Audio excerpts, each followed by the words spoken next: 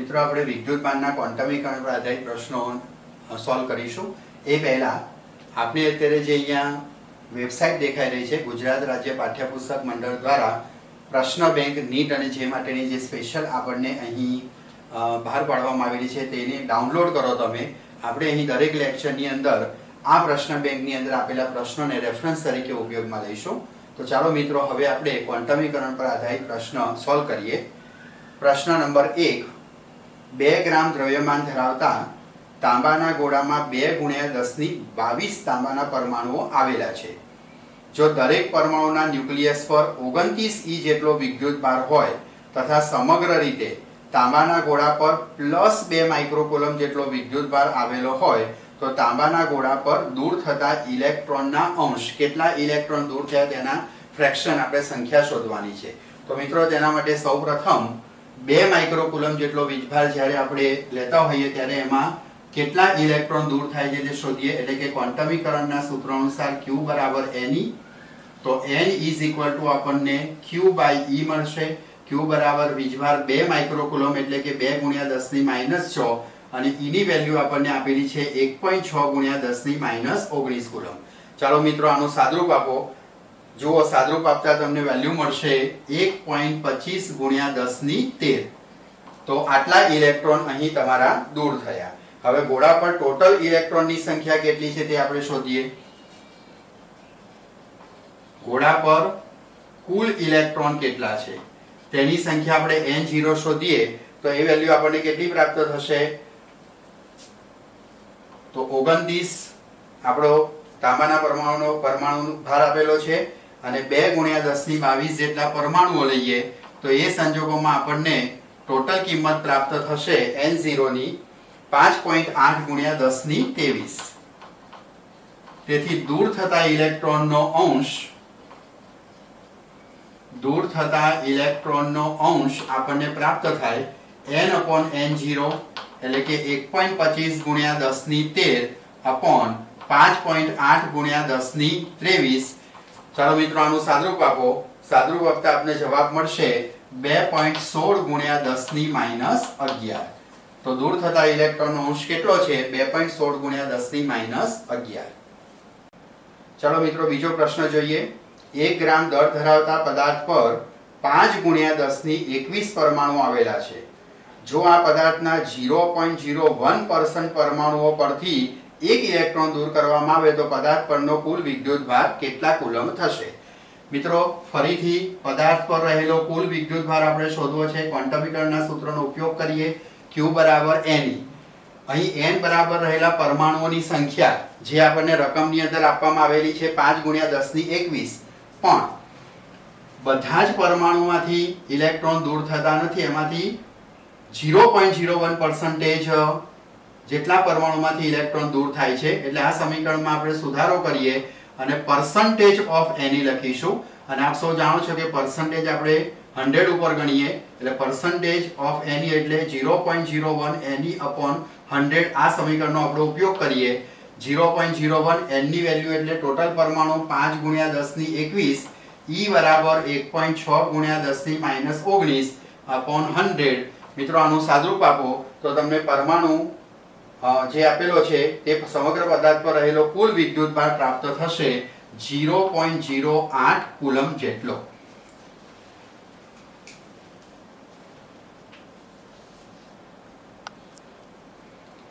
ચાલો મિત્રો હવે ચોથો પ્રશ્ન આપણે સોલ્વ કરીએ. પ્રશ્ન નંબર 3 તમે જાતે ગણજો. પ્રશ્ન નંબર 4 સોલ્વ કરાવો છે, ખૂબ અગત્યનો છે. આ પ્રકારના પ્રશ્નો JEE ની અંદર પૂછાય છે. 100 ગ્રામ દર ધરાવતા પાણીમાં રહેલો ઋણ વિદ્યુતભાર શોધો. મિત્રો આ પ્રશ્નની ખાસિયત એ છે કે આ પ્રશ્નમાં આપણને દળ આપેલું છે અને દળ ઉપરથી આપણે વિદ્યુતભાર શોધવાનો છે. તો તેના માટે આપણે એક અગત્યની બાબત ધ્યાનમાં લખીશું કે 100 ગ્રામ જેટલું પાણી છે. આપ સૌ જાણો છો કે પાણીનું અણુસૂત્ર H2O થાય અને ટોટલ ઇલેક્ટ્રોન પ્રોટોનની સંખ્યા શોધીએ તો હાઇડ્રોજન H2 છે એટલે એમાં 2 ઇલેક્ટ્રોન પ્રોટોન અને ઓક્સિજનનો પરમાણુ ક્રમાંક 8 છે એટલે એની અંદર 8 ઇલેક્ટ્રોન પ્રોટોન એમ કહી ટોટલ 10 ઇલેક્ટ્રોન વત્તા પ્રોટોન તટસ્થ પાણીને અંદર આવેલા હોય અને એની ઉપરથી આપણે વિદ્યુતભાર શોધવાનો રહેશે. મિત્રો આપણને અહીં પાણીનું દળ આપેલું છે ટોટલ પાણીનું દળ આપણને આપવામાં આવેલું છે 18 ગ્રામ. ટોટલ 100 ગ્રામ પાણીમાં આપણે અણુઓની સંખ્યા શોધવાની છે અને H2O પ્રમાણે જો આપણે એનો અણુભાર શોધીએ તો 2 + 16 = 18 ગ્રામ આપણને તેનો પરમાણુ દળાંક પ્રાપ્ત થશે. જ્યારે કોઈ પણ તત્વનો પરમાણુ દળાંક આપણને ખબર હોય એની ઉપરથી જો આપણે ઇલેક્ટ્રોનની સંખ્યા શોધવી હોય તો પાણીના અણુઓમાં રહેલા ઇલેક્ટ્રોનની સંખ્યા, સૌપ્રથમ આપણે અણુઓની સંખ્યા શોધીએ તો પાણીમાં રહેલા અણુઓની સંખ્યા n dash is equal two, પાણીમાં રહેલા અણુઓની સંખ્યા n dash is equal two, આ સમીકરણનો ઉપયોગ કરો Ne * m/a. કોઈ પણ દળની અંદર રહેલા અણુઓની સંખ્યા કેટલી છે તે શોધીએ અને એ અણુ પરથી આપણે ઇલેક્ટ્રોન પ્રોટોનની સંખ્યા શોધીએ.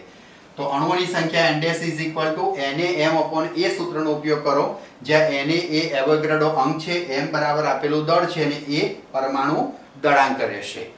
હવે આ સમીકરણ ઉપરથી આપણે પાણીના 100 ગ્રામ જેટલા દળની અંદર આવેલા ટોટલ ઇલેક્ટ્રોનની સંખ્યા શોધીએ તો 100 ગ્રામ પાણીમાં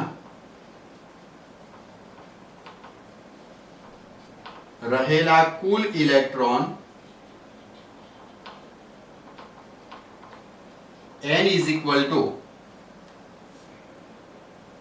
દરેક ઇલેક્ટ્રોન પાસે ટોટલ 10 ઇલેક્ટ્રોન અથવા પ્રોટોન હોય એવા આપણી પાસે n ડેશ જેટલા અણુઓની સંખ્યા છે, એટલે આપણને 10 n ડેશ જેટલા ટોટલ ઇલેક્ટ્રોન અથવા તો પ્રોટોન પ્રાપ્ત થશે. અહીં ઇલેક્ટ્રોનની વાત છે એટલે n is equal two 10 of n dash લખી શકાય. n ડેશ ની વેલ્યુ લખીએ તો 10 * Na/m * a. હવે આની અંદર આપણે વેલ્યુઓ પુટ આઉટ કરીએ. Na એવોગાડ્રો અંક છે 6.02 × 1023 m બરાબર આપણને દળ આપવામાં આવેલું છે 100 ગ્રામ અને પરમાણુ દળાંક આપણો 18 છે. આ બધી વેલ્યુ આપણે પુટ કરીએ તો આપણને ટોટલ ઇલેક્ટ્રોનની સંખ્યા પ્રાપ્ત થશે 3.34 × 1025 જેટલી આપણને કુલ ઇલેક્ટ્રોનની સંખ્યા પ્રાપ્ત થશે. અને આના ઉપરથી આપણે જો વિદ્યુત ભારની ગણતરી કરીએ તો Q = Ne, n ની વેલ્યુ પુટ આઉટ કરો 3.34 × 1025, E બરાબર 1.6 × 10 - 19, તો આપણને ટોટલ વીજભાર પ્રાપ્ત થશે Q = 5.34 × 10 / 6. 5.34 × 10 / 6 કુલમ જેટલો વિદ્યુતભાર આપણને અહીંયા જોવા મળશે. મિત્રો, હવે આપણે વિદ્યુતભારને પ્રેરિત કરવાની વાત કરીશું. વિદ્યુતભાર આપણે સંરક્ષણના નિયમો અનુસાર ઉત્પન્ન કરી શકતા નથી. મિત્રો, આપ જાણો છો કે દરેક પદાર્થ જે અણુ પરમાણુનો બનેલો છે તે પોતે વિદ્યુતભાર ધરાવે છે. સામાન્ય સંજોગોની અંદર દરેક પરમાણુ વિદ્યુતની દ્રષ્ટિએ તટસ્થ હોય છે, કારણ કે તેમાં જેટલા ઇલેક્ટ્રોન હોય તેટલી સંખ્યામાં તેની અંદર પ્રોટોન પણ આવેલા છે. મિત્રો, આપ બહુ સારી રીતે જાણો છો કે પ્રોટોન ન્યુક્લિયસમાં જકડાયેલા છે, તેથી તેને સહેલાઈથી દૂર કરી શકાતા નથી. એની વચ્ચે સ્ટ્રોંગ ન્યુક્લિયર બળ લાગે છે.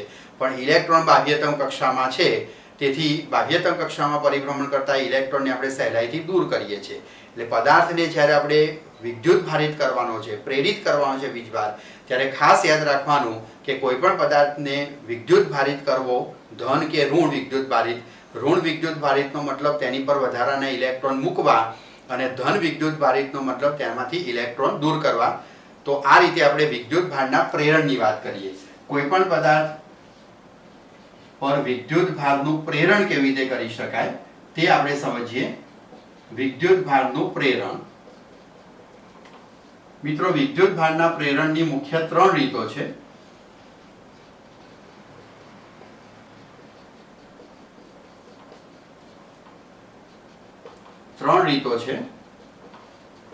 એમાં સૌથી પહેલા આવશે ઘર્ષણની રીત.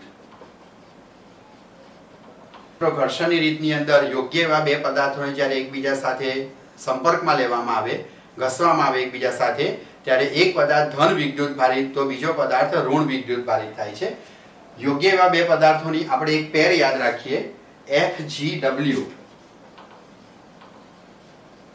PaSER. આ ઋણ વિદ્યુત ભાર થાયની પેર છે, આ ધન વિદ્યુત ભારિત પદાર્થોની પેર છે. F નો મતલબ થાય છે ફર, તેની સામે P નો મતલબ થાય છે પ્લાસ્ટિક. જો પ્લાસ્ટિકના સળિયાને ફરના કાપડ સાથે ઘસવામાં આવે તો ફરનું કાપડ એ ધન વિદ્યુત ભારિત અને પ્લાસ્ટિકનો સળિયો ઋણ વિદ્યુત ભારિત થશે. તેવી રીતે G ફોર ગ્લાસ, કાચનો સળિયો. એ છે અહીંયા અંબર.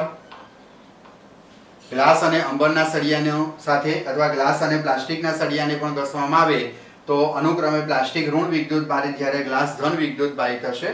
W ફોર વૂલ, ઊન. અહીં S નો મતલબ થાય છે સિલ્ક.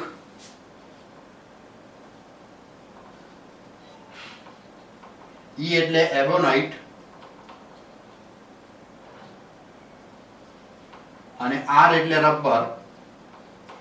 આ પદાર્થો અને આ પદાર્થોને એકબીજા સાથે જ્યારે ઘર્ષણ કરવામાં આવે ત્યારે અનુક્રમે ફર, ગ્લાસ અને ઊન એ ધન વિદ્યુત ભારિત થશે, જ્યારે પ્લાસ્ટિક, અંબર, સિલ્ક અને એબોનાઇટ, રબર એ બધા ઋણ વિદ્યુત ભારિત થશે.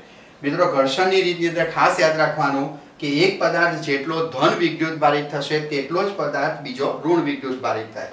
ધન વિદ્યુત ભારિત પદાર્થ જેટલા ઇલેક્ટ્રોન ગુમાવે છે તેટલા જ ઇલેક્ટ્રોન બીજો પદાર્થ મેળવે છે. એટલે ઘર્ષણની રીતમાં પદાર્થના આકાર ઉપર કે કદ ઉપર કોઈ આધાર રહેતો નથી. ગમે તે આકાર અથવા ગમે તે કદ ધરાવતા બે પદાર્થો હોય પણ બંને પદાર્થો પર રહેલા ધન અને ઋણ વિદ્યુત ભારની વેલ્યુ આપણને સમાન જોવા મળશે. આ વાત થઈ ઘર્ષણની રીતની.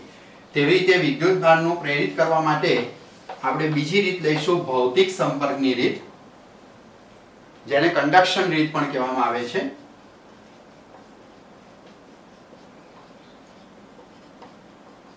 ભૌતિક સંપર્કની રીત, કંડક્શન મેથડ. મિત્રો, ભૌતિક સંપર્કની રીતમાં બે યોગ્ય સમાન કદ ધરાવતા બે પદાર્થો હોય, બે યાદચ્છિક સમાન આકાર ધરાવતા પદાર્થો છે, આઇડેન્ટિકલ પદાર્થ કહી શકાય. બંને આઇડેન્ટિકલ પદાર્થો પૈકી એક પદાર્થ પર Q જેટલો વિદ્યુત ભાર હોય અને બીજો પદાર્થ વિદ્યુત ભાર રહિત હોય.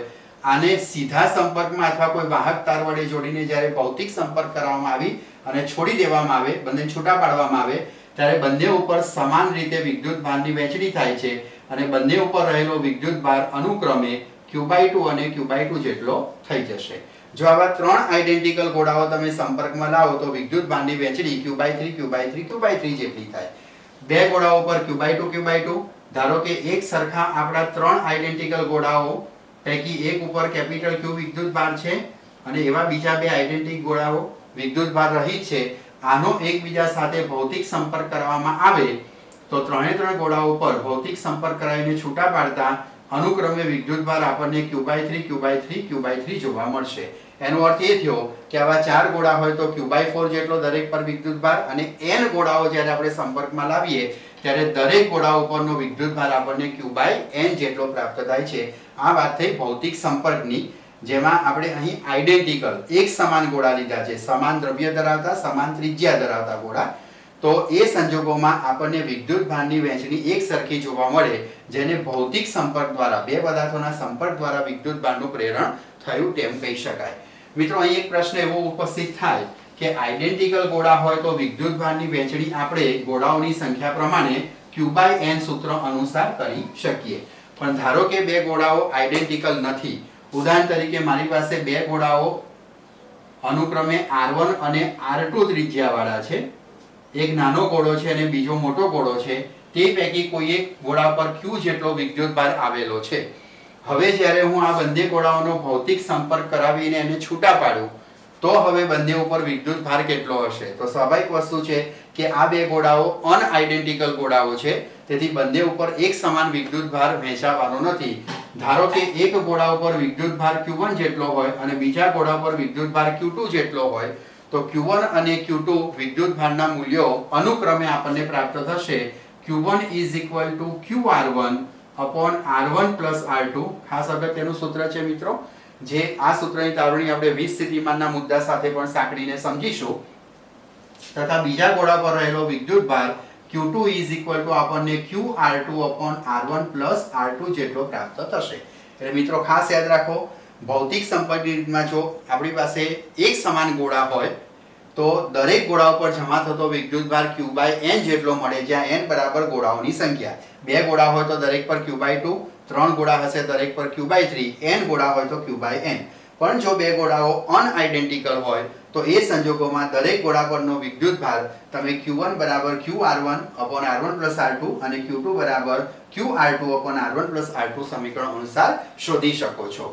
મિત્રો, વિદ્યુતભારના પ્રેરણની ત્રીજી રીત, ભૌતિક સંપર્ક વગર પણ આપણે વિદ્યુતભારનું પ્રેરણ કરી શકીએ છીએ, જેને ઇન્ડક્શન મેથડ તરીકે ઓળખવામાં આવે છે, જેને પ્રેરિત રીત પણ કહી શકાય. Induction method. આ મેથડમાં બંને પદાર્થોનો ભૌતિક સંપર્ક થતો નથી. કોઈ એક વિદ્યુતની દ્રષ્ટિએ તટસ્થ હોય તેવા ગોળાની નજીક કોઈ વિદ્યુત ભારિત પદાર્થ, ધારો કે મેં પ્લાસ્ટિકનો સળિયો ઋણ વિદ્યુત ભારિત કરીને નજીક લઈ ગયો, તો આ પદાર્થ વિદ્યુતની દ્રષ્ટિએ તટસ્થ છે, તેમાં ધન અને ઋણ વિદ્યુત ભારોની સંખ્યા સમાન છે. જ્યારે આ ઋણ વિદ્યુત ભારિત પ્લાસ્ટિકનો સળિયાની નજીક આવે ત્યારે તેના નજીકના છેડા પર વિરુદ્ધ પ્રકારનો એટલે કે ધન વિદ્યુત ભાર અને અહીં રહેલા ઇલેક્ટ્રોન અપાકર્ષણ અનુભવી અને દૂર તરફના છેડા તરફ પ્રેરિત થશે. જો આપણે અહીંથી આ ગોળાને અર્થિંગ આપીએ, ગ્રાઉન્ડ કરી લઈએ, તો અહીં રહેલા ઇલેક્ટ્રોન અપાકર્ષણ અનુભવીને આપણી જમીન વિદ્યુતની સુવાહક છે એટલે બધા જ ઇલેક્ટ્રોન ગ્રાઉન્ડ થઈ જશે. અને હવે જ્યારે આ અર્થિંગ દૂર કરી અને આ સળિયાને દૂર કરવામાં આવે તો આ ગોળાએ ઇલેક્ટ્રોન ગુમાવેલા હોવાથી હવે આ ગોળા ઉપર તમને ધન વિદ્યુતભાર પથરાયેલો જોવા મળશે, જે રીતને આપણે પ્રેરિતની રીત તરીકે ઓળખીએ છીએ. મિત્રો, ખાસ યાદ રાખજો કે કોઈ પણ પદાર્થ પર પ્રેરિત કરી શકાતો મહત્તમ વિદ્યુતભાર જો આપણે શોધવો હોય કે મહત્તમ વિદ્યુતભારની મૂલ્ય કેટલું છે, તો કોઈ પણ પદાર્થ પર પ્રેરિત થયેલો મહત્તમ વિદ્યુતભાર Q dash is equal two plus or minus Q 1 minus 1 upon K સમીકરણનો ઉપયોગ કરી શકીએ, જ્યાં K આપેલા પદાર્થનો ડાઇલેક્ટ્રિક અચળાંક છે. ચાલો મિત્રો, હવે આપણે વિદ્યુતભારના પ્રેરણ પર આધારિત પ્રશ્ન ગણીશું. પ્રશ્ન બેંકની અંદર આપેલો પ્રશ્ન નંબર 7 આપ ધ્યાનથી જુઓ. પ્રશ્ન આપણને આ રીતે આપેલો છે કે 2 સેન્ટીમીટર ત્રિજ્યાવાળા ગોળા પર 40 માઇક્રોકુલમ અને 3 સેન્ટીમીટર ત્રિજ્યાવાળા ગોળા પર 20 માઇક્રોકુલમ જેટલો વિદ્યુતભાર આવેલો છે. જો તેમને વાહક તાર વડે જોડવામાં આવે તો 2 સેન્ટીમીટરના ગોળા પરથી 3 સેન્ટીમીટરના ગોળા પર જતો વિદ્યુતભાર કેટલો હશે? વિદ્યુતભારના પ્રેરણનો ઉપયોગ કરી અને આ પ્રશ્ન આપણે ગણવાનો પ્રયત્ન કરીએ. મિત્રો, ફરી જુઓ, તમને 2 સેન્ટીમીટર ત્રિજ્યાના ગોળા ઉપર ટોટલ 40 અને 3 સેન્ટીમીટરના ગોળા પર 20 માઇક્રોકુલમ જેટલો વિદ્યુતભાર આપેલો છે. એટલે બંને ગોળા પર થઈને કુલ વિદ્યુતભાર કેટલો થશે? તો બંને ગોળાઓ પરનો કુલ વિદ્યુતભાર કેટલો પ્રાપ્ત થશે? તો એક ગોળા પર આપણી પાસે વિદ્યુતભાર છે 40 અને બીજા પર 20, એટલે 40 માઇક્રોકુલમ વત્તા 20 માઇક્રોકુલમ બરાબર ટોટલ આપણી પાસે Q ઇઝ ઇક્વલ ટુ 60 માઇક્રોકુલમ જેટલો વિદ્યુતભાર થશે. હવે દરેક ગોળા પર બંનેનો ભૌતિક સંપર્ક કરવામાં આવે ત્યારે મિત્રો આપ જાણો છો કે આ બંને ગોળાઓ અનઆઇડેન્ટિકલ છે, એટલે અનઆઇડેન્ટિકલ ગોળા હોવાના કારણે એનો ભૌતિક સંપર્ક કરાવીને છૂટો પાડીએ એટલે દરેક ગોળા પરનો વિદ્યુતભાર કેટલો થશે? તો પ્રથમ ગોળા પરનો વિદ્યુતભાર QR1 upon R1 plus R2 તથા બીજા ગોળા પરનો વિદ્યુતભાર QR2 upon R1 plus R2 અનુસાર આપણે શોધી શકીએ. ચાલો મિત્રો, કિંમત મૂકો. ટોટલ વિદ્યુતભાર Q ઇઝ ઇક્વલ ટુ આપણી પાસે 60 છે. તમને ગોળાની ત્રિજ્યા અનુક્રમે 2 અને 3 સેન્ટીમીટર આપેલી છે, તો એ પ્રમાણે ગણવા જઈએ તો ટોટલ વિદ્યુતભાર 60 ગુણ્યા 2 અપોન 2 વત્તા 3, 60 ગુણ્યા 3 અપોન 2 વત્તા 3. આ પ્રમાણે આપણે સાદરૂપ આપીએ તો પ્રથમ ગોળા ઉપર આપણને 24 માઇક્રોકુલમ જેટલો વિદ્યુતભાર અને બીજા ગોળા ઉપર આપણને વિદ્યુતભાર પ્રાપ્ત થશે 36 માઇક્રોકુલમ. હવે પ્રશ્ન વાંચો. આપણને પ્રશ્ન શું પૂછ્યો છે કે 2 સેન્ટીમીટરના ગોળા પરથી 3 સેન્ટીમીટરના ગોળા ઉપર કેટલો વિદ્યુતભાર જતો હશે તે આપણે શોધવાનો છે. તો 2 સેન્ટીમીટરના ગોળા પરથી 3 સેન્ટીમીટરના ગોળા ઉપર જતો વિદ્યુતભાર કેટલો થાય? તો શરૂઆતની અંદર આપણી પાસે વિદ્યુતભાર હતો 40 માઇક્રોકુલમ.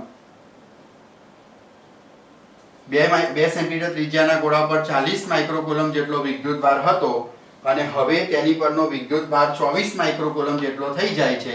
એટલે 2 સેન્ટીમીટરના ગોળા ઉપર જે 40 માઇક્રોકુલમ હતો તેમાંથી ઘટીને 24 થયો, તો 40 ઓછા 24 એટલે કે 16 માઇક્રોકુલમ જેટલો વિદ્યુત ભાર એ 2 સેન્ટીમીટરના ગોળા પરથી 3 સેન્ટીમીટર ત્રિજ્યાના ગોળા પર જશે. વિદ્યાર્થી મિત્રો, હવે આપણે કુલમના નિયમની ચર્ચા શરૂ કરીશું. કુલમનો નિયમ બે વિદ્યુત ભારો વચ્ચે લાગતા વિદ્યુત બળનું મૂલ્ય શોધવા માટે ઉપયોગી છે. અવકાશમાં બે વિદ્યુત ભારો Q1 અને Q2 કે જેમની વચ્ચેનું અંતર r જેટલું હોય તો આ બે વિદ્યુત ભારો વચ્ચે લાગતા વિદ્યુત બળનું મૂલ્ય બંને વિદ્યુત ભારોના મૂલ્યના ગુણાકારના સમપ્રમાણમાં અને તેમની વચ્ચેના અંતરના વર્ગના વ્યસ્ત પ્રમાણમાં છે. તો F is proportional to આપણે Q1 Q2 upon r² વડે દર્શાવી શકીએ. ઇક્વાલિટીની સાઇન મૂકતા અચળાંક તરીકે k લઈશું, k Q1 Q2 upon r², જેને કુલમના નિયમ તરીકે આપણે ઓળખીશું. અહીં Q સપ્રમાણતાનો અચળાંક છે, જેને કુલમના અચળાંક તરીકે ઓળખીશું. મિત્રો, આ સૂત્ર તમને ગુરુત્વાકર્ષણના નિયમ F is equal to G m1 m2 upon r² ની યાદ અપાવશે. તો આ બંને સૂત્રોનું કમ્પેરિઝન કરીએ તો દળ વડે ઉત્પન્ન થતા ગુરુત્વાકર્ષણ બળ Fg નું મૂલ્ય આ સૂત્ર દ્વારા શોધી શકાય, જ્યારે વિદ્યુત ભાર વડે ઉત્પન્ન થતા વિદ્યુત બળ Fe નું મૂલ્ય આ સમીકરણ અનુસાર શોધી શકાય. મોટો ફરક એ છે કે અહીંયા G ગુરુત્વાકર્ષણનો સાર્વત્રિક અચળાંક છે, જેનું મૂલ્ય હંમેશા 6.67 × 10⁻11 ન્યૂટન ઇન્ટુ મીટર સ્ક્વેર પ્રતિ કિલોગ્રામ સ્ક્વેર જેટલું અચળ રહેશે, જ્યારે અહીંયા આવતો k તે અચળ નથી, સાર્વત્રિક અચળાંક નથી. કે નું મૂલ્ય બે બાબતો પર આધાર રાખે છે.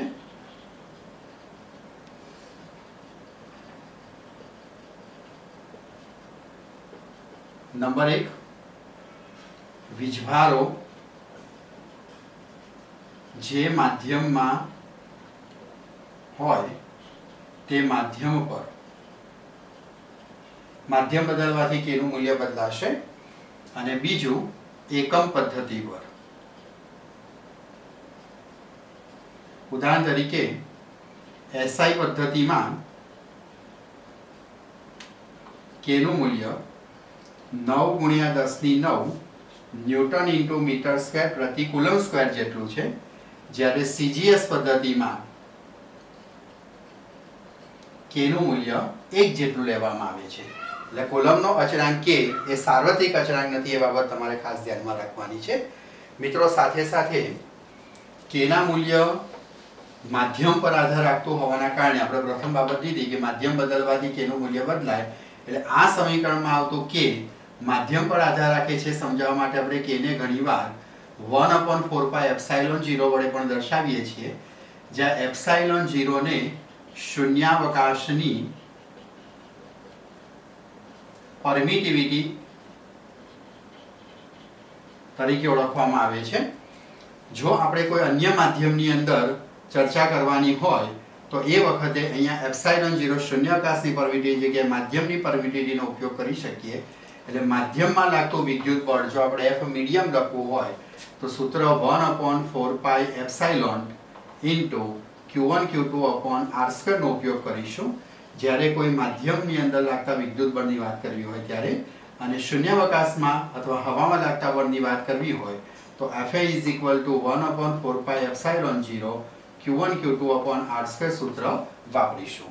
પ્રશ્ન એ આવશે કે શૂન્યાવકાશ કે માધ્યમ બંનેમાંથી કઈ પરિસ્થિતિમાં બે વીજભારો વચ્ચે લાગતું વિદ્યુત બળ વધારે હોય. તો એના માટે આપણે આનો ગુણોત્તર લઈએ તો F of A upon F of M is equal to, આ ગુણોત્તર લેતા આપણને વેલ્યુ મળશે ε/ε0, જેને આપણે માધ્યમની સાપેક્ષ પરમિટિવિટી εr અથવા તો માધ્યમનો ડાઇલેક્ટ્રિક અચળાંક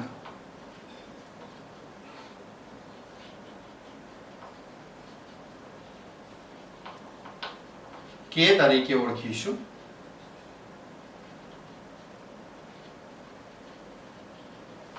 મિત્રો, અહીંયા કેપિટલ K છે, અહીંયા આવતો k એ કુલમનો અચળાંક છે, જ્યારે આ માધ્યમનો ડાઇલેક્ટ્રિક અચળાંક છે. તેથી હવે આપણને Fa/Fm ની વેલ્યુ k જેટલી પ્રાપ્ત થશે.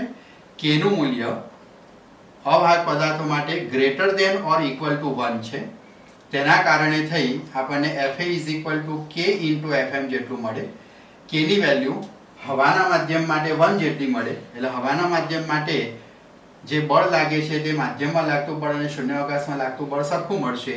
એ સિવાયના દરેકે દરેક પરિસ્થિતિમાં માધ્યમમાં લાગતા બળ કરતાં શૂન્યાવકાશમાં લાગતું બળ આપણને K જેનું વધારે મળે. ઉદાહરણ તરીકે હવામાં રાખેલા બે વિદ્યુત ભારો વચ્ચે લાગતા વિદ્યુત બળ કરતાં કેરોસીનમાં રાખેલા બે વિદ્યુત ભાર વચ્ચે લાગતું વિદ્યુત બળ બમણું મળે, કારણ કે કેરોસીનનો ડાયરેક્ટરી અચળાંક K બરાબર 2 જેટલો છે, જે તમે થિયરીની અંદર સમજી ચૂક્યા છો.